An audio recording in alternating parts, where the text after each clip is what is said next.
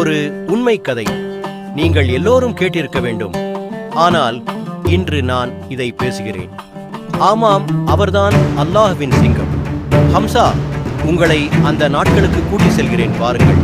மிக பழமையான நாட்களில் ஒரு நகரம் இருந்தது. அந்த நகரம் மக்கா, அதன் மத்தியில் காபா.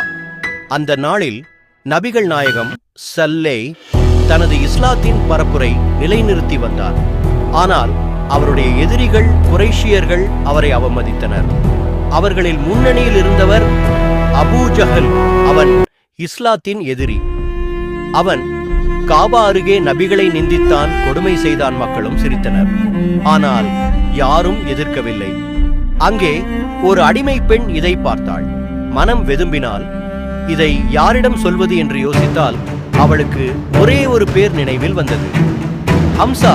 அவள் ஓடினாள். அவள் மூச்சு மூடிக்கொண்டு சொன்னாள், ஹம்சா, அபூ ஜஹல் உன்னுடைய சகோதர புதல்வனை அவமதித்தான்.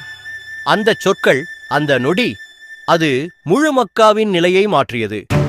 ஹம்சா ஒரு புலி போல எழுந்தார். அவர் வேட்டைக்காரனின் வில்லுடன் இருந்தார். அவர் நகரத்தில் நடக்கவில்லை, அவர் பறந்தார். அவர் நேராக குறைஷியர்களின் மத்தியில் சென்றார். கையில் வில், ஓர் வார்த்தையும் இல்லை.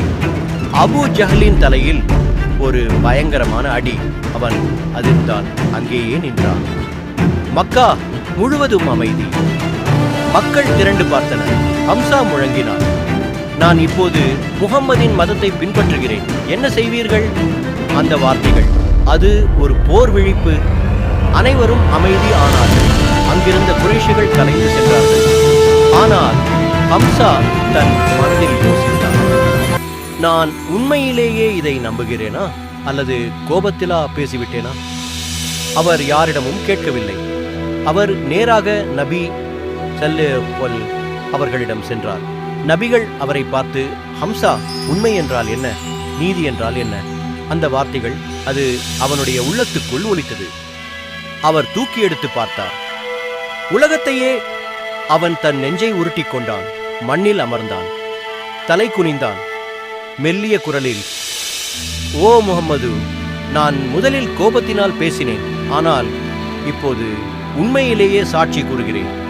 அல்லாஹ்வை தவிர வேறு தெய்வமில்லை. நீர் அவருடைய தூதர்.